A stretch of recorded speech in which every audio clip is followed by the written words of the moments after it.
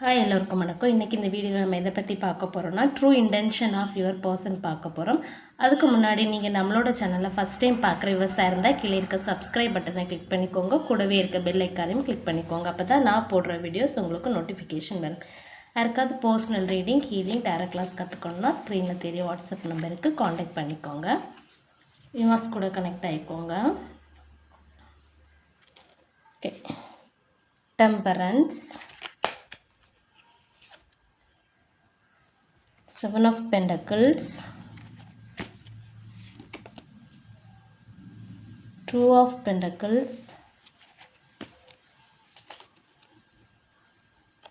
Page of Pentacles,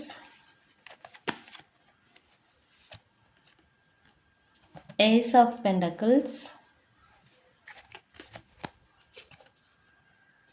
Five of Cups,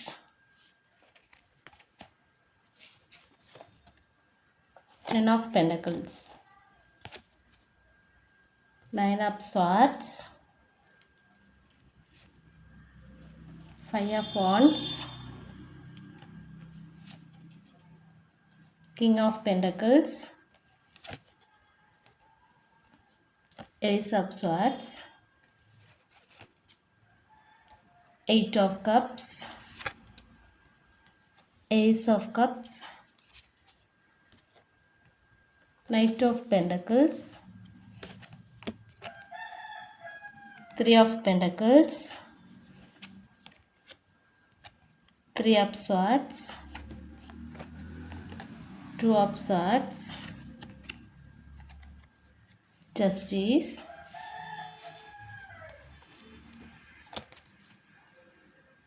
Queen of Pentacles, the High Priestess,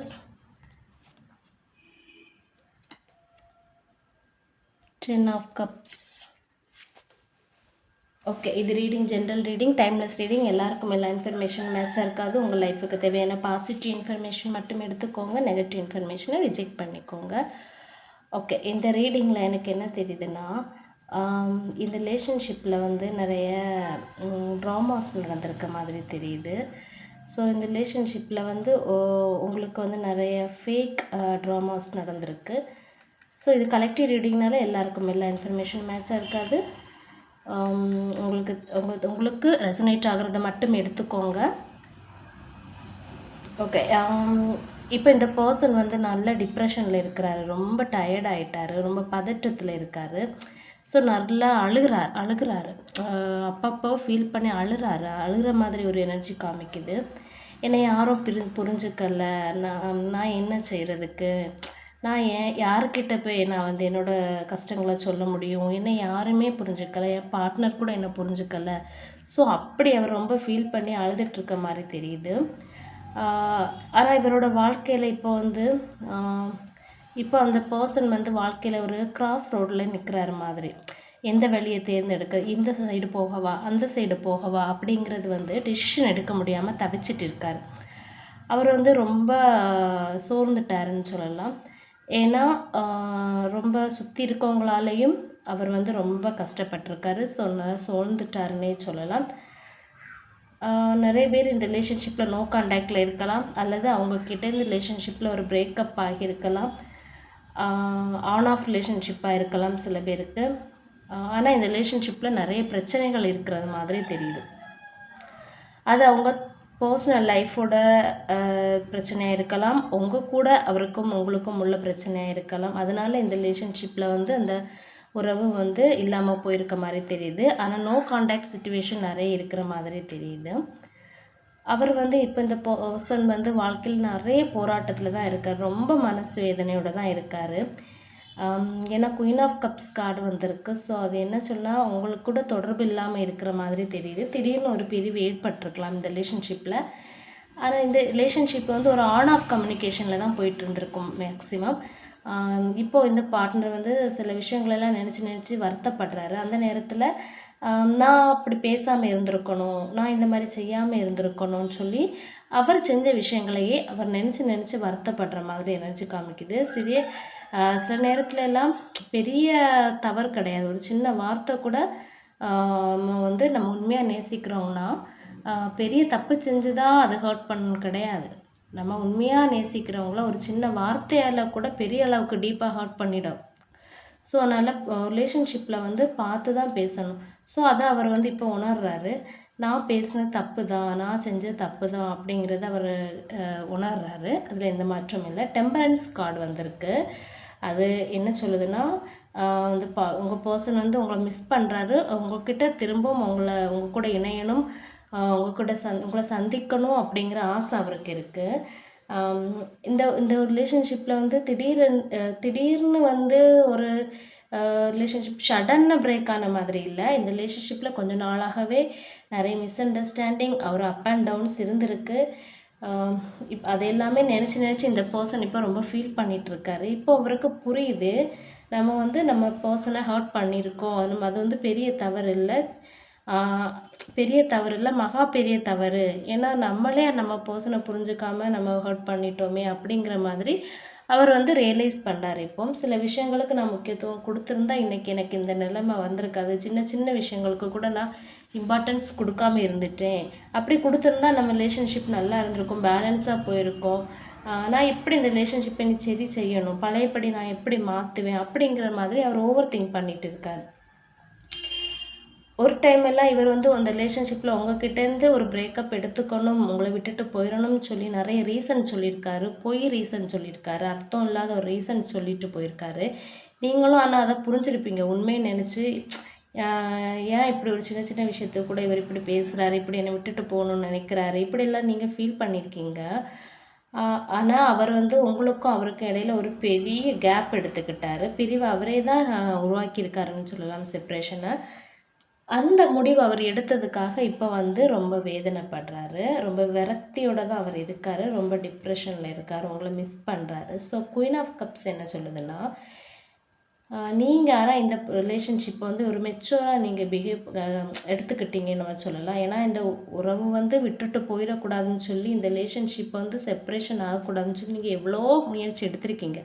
ஒரு உறவை காப்பாற்றுதல்னு சொல்லிட்டு நீங்கள் எவ்வளோ ஸ்டெப்ஸ் எடுத்திருக்கீங்க, எவ்வளோ சாக்ரிஃபைஸ் பண்ணியிருக்கீங்க, அளவில்லாத அன்பை கொடுத்துருக்கீங்க, அக்கறை கொடுத்துருக்கீங்க, உண்மையாக இருந்திருக்கீங்க, அவருக்கு விசுவாசமாக இருந்திருக்கீங்க, அவர் கஷ்டப்பட்ட ஒவ்வொரு நேரத்திலும் நீங்கள் அவர் கூட இருந்திருக்கீங்க.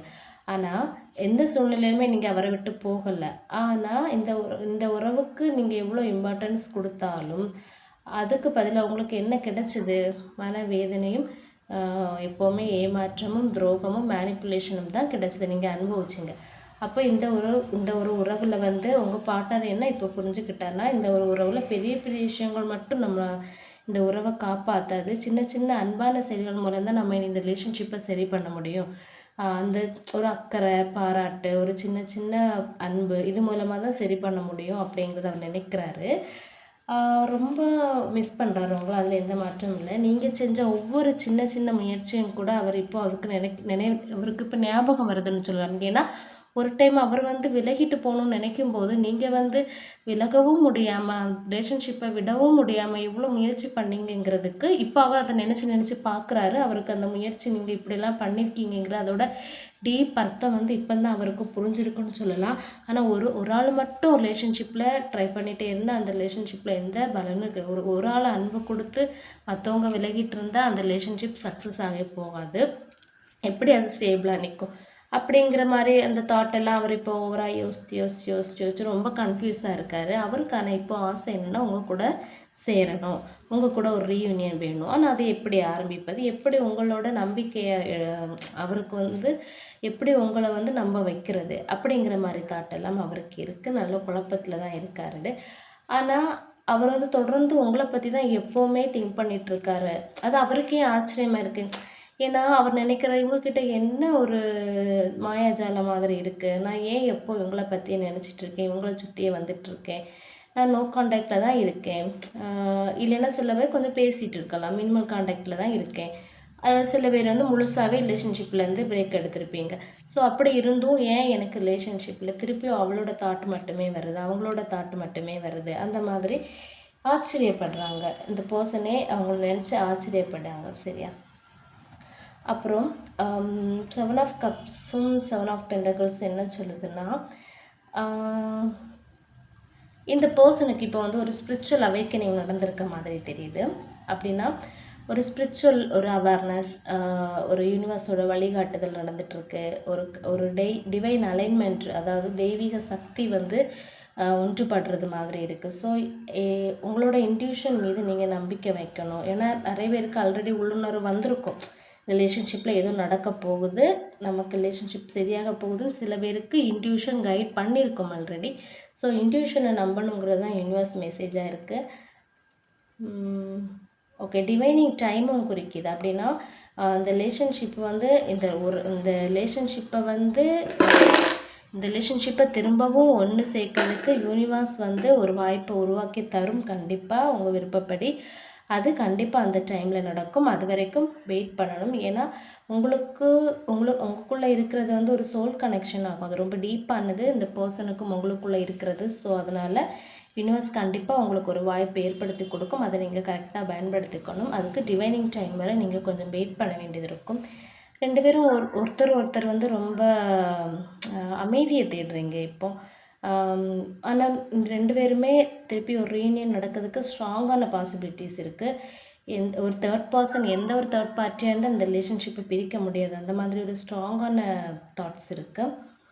2 ஆஃப் ஸ்வார்ட்ஸும் 8 ஆஃப் கப்ஸ் என்ன சொல்லுதுன்னா, அவர் இப்போ ரொம்ப மன வேதனையில் இருக்கிறாரு, அழுகிறாரு, தனிமையில் இருக்கிறாரு.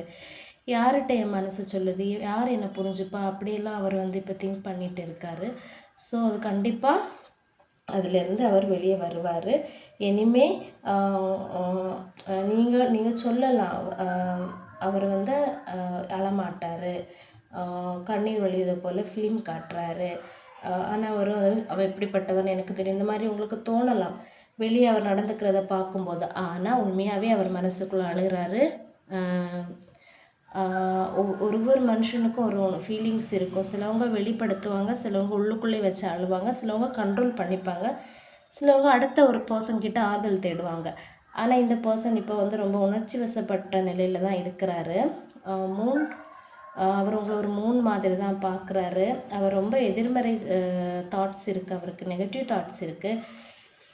அவரை நிறைய இல்யூஷன்ஸ் வந்து அவரை வந்து ஆட்டி படைக்குதுன்னு சொல்லலாம். அதனால் அவரை வந்து யாரும் புரிஞ்சு கொள்ளலை அப்படிங்கிற மாதிரி அவர் ஃபீல் பண்ணுறாரு. சுற்றி உள்ளவங்க கூட அவரை குறை தான் சொல்கிறாங்க, குற்றம் சொல்கிறாங்க, விமர்சிக்கிறாங்க. ஆனால் அவருக்கு இப்போ தான் புரியுது, என்னை உண்மையாக புரிஞ்சுக்கிட்ட ஒரே பர்சன் நீங்கள் தான், என்னை உண்மையாக நேசித்ததும் நீங்கள் தான், எனக்காக எப்போவும் ஸ்டாண்ட் பண்ணதும் நீங்கள் தான் அப்படிங்கிறது அவருக்கு இப்போ தான் அதோட டீப்னஸ் புரியுது.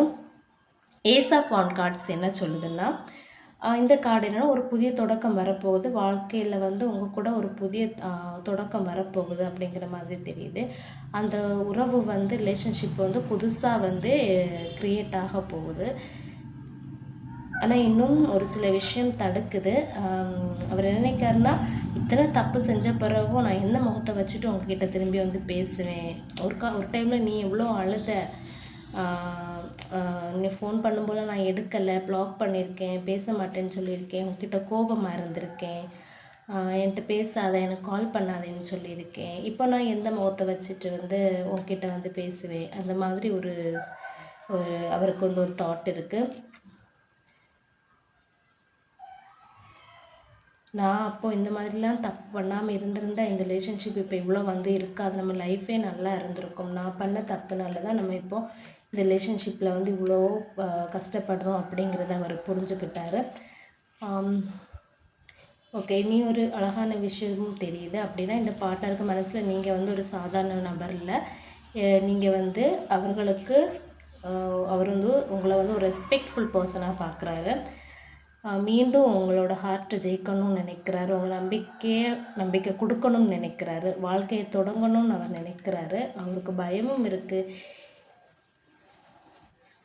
நீங்கள் மன்னிப்பீங்களா அப்படிங்கிற பயமும் அவருக்கு இருக்குது. ஆனால் அவர் இதை வந்து விட்டுற மாட்டார். இந்த ரிலேஷன்ஷிப்பை அவர் வந்து இதுக்காக நான் வந்து ஒரு டைம் தப்பு பண்ணிவிட்டேன், இந்த ரிலேஷன்ஷிப்பை நீ என்ன ஹர்ட் பண்ணாலும் பரவாயில்ல, நான் இதை விட்டுற மாட்டேன், நான் ட்ரை பண்ணிகிட்டே இருப்பேன், நம்மளோட ஒரு ரியூனியனுக்காக நான் முயற்சி பண்ணுவேன் அப்படிங்கிற தாட் அவருக்கு இருக்குது. ஒரு மாற்றமும் இருக்குது இந்த ரிலேஷன்ஷிப்பில். ஏன்னா இந்த பர்சன் இப்போ கொஞ்சம் தைரியத்தை சேர்த்துட்டு இருக்காரு, தைரியமாக இப்போ முடிவெடுக்கிறாரு, உங்கள்கிட்ட பேசணும், பாசிட்டிவாக இருக்கணும் அப்படின்லாம் ஸ்ட்ராங்காக இருக்கிறாரு. முன்னாடியே ரொம்ப இம்மெச்சூராக இருந்திருக்காரு. ஸோ இப்போ ரொம்ப மெச்சூரான மனநிலைக்கு அவர் மாறிட்டுருக்காரு.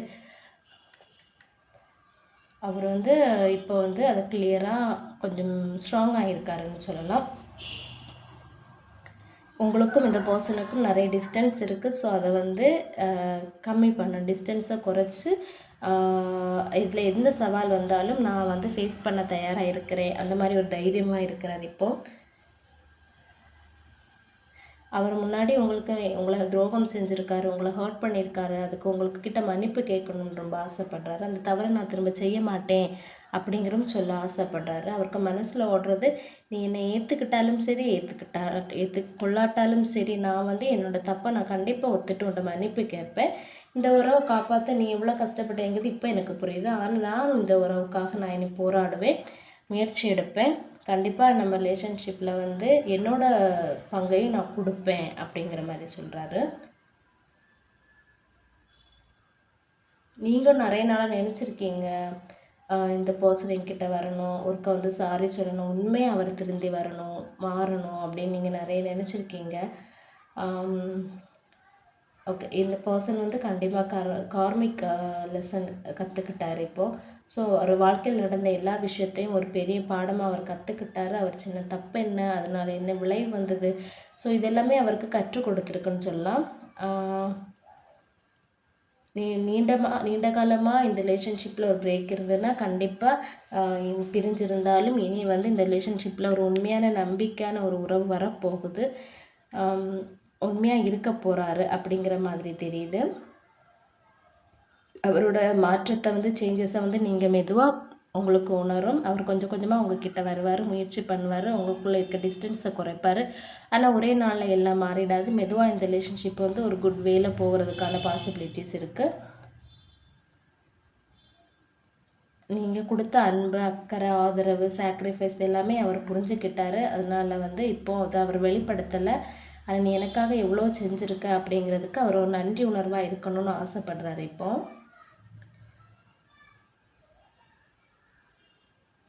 ஓகே, அப்புறம் வந்து அவர் இன்னும் ஸ்ட்ராங்காக வருத்தப்படுறது, உன்னோட அன்பை நான் சரியாக புரிஞ்சுக்கல, நான் ஒரு பேலன்ஸாக நடந்திருக்கலாம், எப்போவுமே உன்னை ஹர்ட் பண்ண மட்டும்தானே செய்கிறேன்.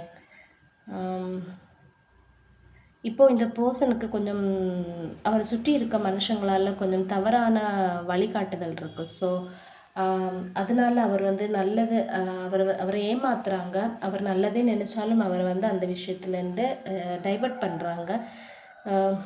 அப்படிப்பட்டவங்க வந்து இப்போ வந்து கொஞ்சம் கொஞ்சமாக அது யார் உங்களை சுற்றி இருக்கிறவங்க அப்படிங்கிறது உங்களுக்கு புரிய வரும்.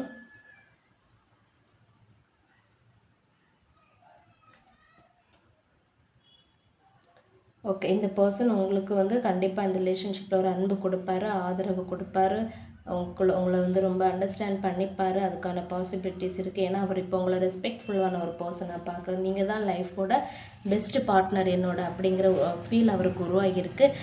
நீங்கள் பக்கத்தில் இருக்கும்போது உங்களோட வேல்யூவை நான் புரிஞ்சுக்கல, இங்கே போன அப்புறம் தான் நான் புரிஞ்சுக்கிட்டேன்.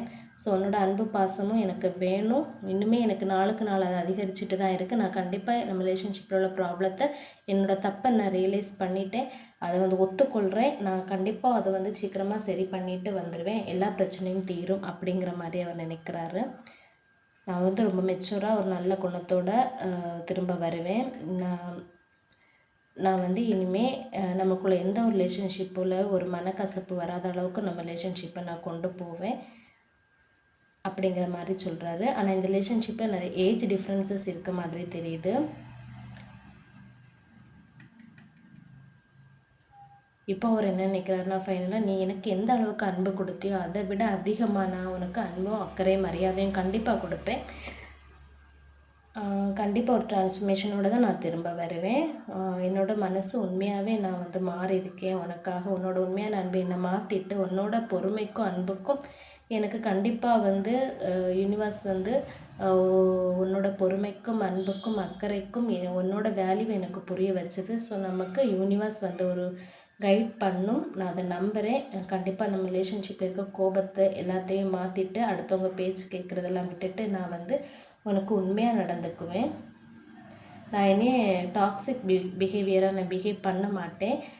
தேர்ட் பர்சன் பேச்சும் கேட்க மாட்டேன். உனக்காக நான் என்னை சேஞ்ச் பண்ணிக்கிறேன். நீ என்னை மன்னிக்கிற வரைக்கும், நம்ம 2 பேரும் சேர்ந்து வர வரைக்கும் எனக்கு ஒரு மன அமைதி இருக்காது, தூக்கம் இருக்காது. அதனால நான் வந்து முயற்சி பண்ணிகிட்டே இருப்பேன். எப்போ உன்னோட கோவம் தீருதோ அது வரைக்கும் நான் முயற்சி பண்ணிகிட்டே இருப்பேன் அப்படிங்கிற மாதிரி தாட்டு சொல்கிறாரு. ஓகே, இது யாருக்கெல்லாம் ரெசனேட் ஆகலைன்னா டேட் ஆஃப் பர்த் 6/5/9/17/23. அப்புறம் இது வந்து யாருக்கெல்லாம் டேட் ஆஃப் பர்த்து இந்த டேட்டில் வந்திருக்கோ அவங்களுக்கும் ரெசனேட் ஆகலாம். அப்புறம் வந்து ஏஜ் வந்து 25, 36, 42, 50, 19 இருக்கிறவங்களுக்கும். அப்புறமா மந்த் வந்து ஜூலை, ஆகஸ்ட், ஏப்ரல் இருக்கிறவங்களுக்கும். Colours pink, orange, blue. இதில் ஏதாவது உங்களுக்கும் உங்கள் பர்சனுக்கு மேட்ச் ஆகிருந்தாலும் ஏஞ்சல் நம்பர் 777 யாரெல்லாம் அடிக்கடி பார்க்குறீங்களோ அவங்களுக்கும் இந்த வீடியோ ரெசனேட் ஆகலாம். ரெசனேட் ஆகிறவங்க மட்டும் எடுத்துக்கோங்க, மற்றவங்க இது ஒரு கைடன்ஸ் மாதிரி எடுத்துக்கோங்க. Thank you so much.